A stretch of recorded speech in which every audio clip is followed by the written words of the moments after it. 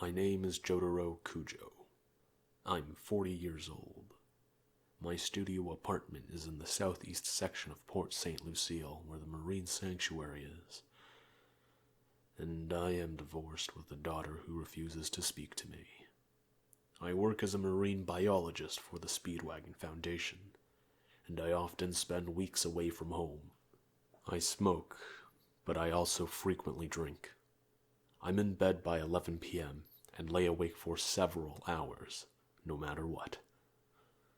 After shotgunning several glasses of whiskey and staring at a photo of my dead friends for 20 minutes, I usually end up having sporadic post-traumatic nightmares until morning. Just like a baby, I wake up sobbing and in a puddle of my own sweat. I was told there were several issues at my last checkup. I'm trying to explain here, doctor, that I'm a person who wishes he could live a quiet life. I am troubled with enemies that cause me to lose sleep at night. That is why I avoid my family, and I know that is what cost me my happiness. Still, I keep on fighting, and so far, I haven't lost. Where I think it all started. I think it all started when I was born. I was raised by my mother Holly in Japan. I lived a quiet life, but the lack of a father figure in my life meant that I had no one to look up to for 17 years. The bastard was too busy touring than to raise his own son. And then, to make matters worse, I developed a stand, a manifestation of my psyche. This was because my great-great-grandfather's stepbrother, Dio, stole his body and developed a stand, causing the rest of our bloodline to develop one as well. My mother was weak of heart, couldn't bear the psychological weight, and her life was on the line. Good grief. Frankly, in hindsight, this makes no damn sense, since I've seen babies, rats, and even a plant gain stand abilities. But that's besides the point. I had to go and risk my life time and time again, journeying all the way to Egypt to go and kill my great-great-step-uncle with the help of my grandpa, some dude at my school that I beat up, and I later found out he wanted to marry my mom for whatever reason, a fortune teller and a Frenchman. Those were good times. I died at almost every turn, and I lost many of those friends along the way. And when I finally made it to that bastard Dio, it wasn't much better. I had to go so far as to stop my own heart so the sadistic son of a bitch would fall for my bluff.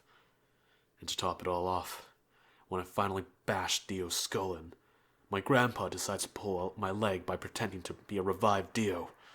Damn that old man. And that was just the first part of my terrible life. Afterwards, I was dedicated to stopping all the other stand users from misusing their powers. I knew I was the only one that could do it. I was the only one that had the power and the resources.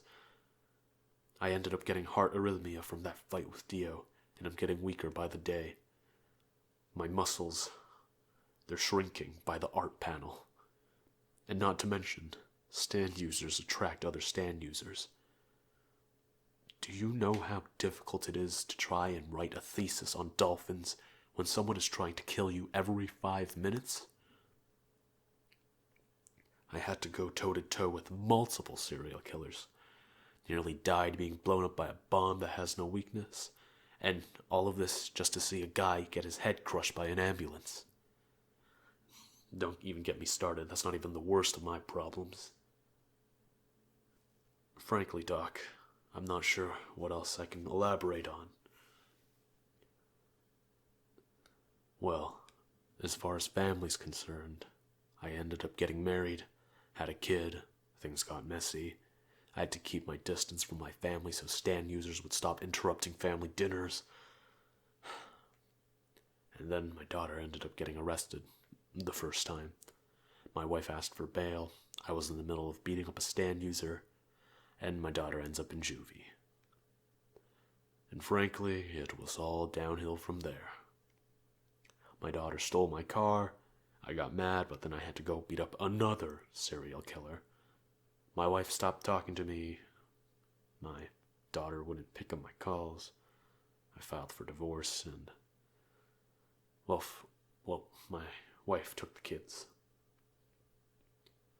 And now I'm here in this therapist office. I'm lying on this couch talking to you. I highly doubt you can help me, but the Speedwagon Foundation insisted.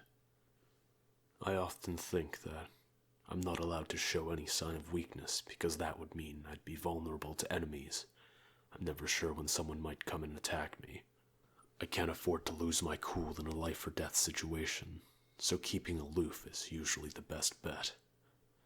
Besides, I shouldn't need to express any more emotion than I have to if you can't just read it off my face.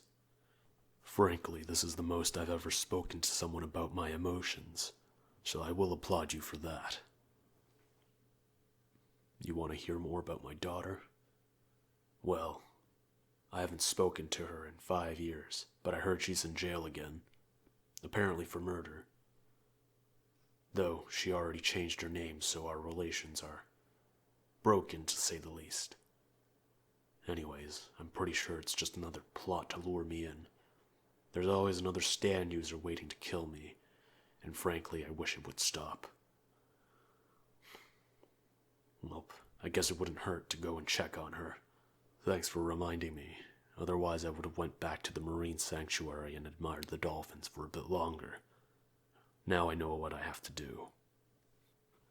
I sure hope I don't conveniently end up super underpowered and end up getting instantly taken out of the fight by this stand user that might show up. But who am I kidding? I've been through worse, right?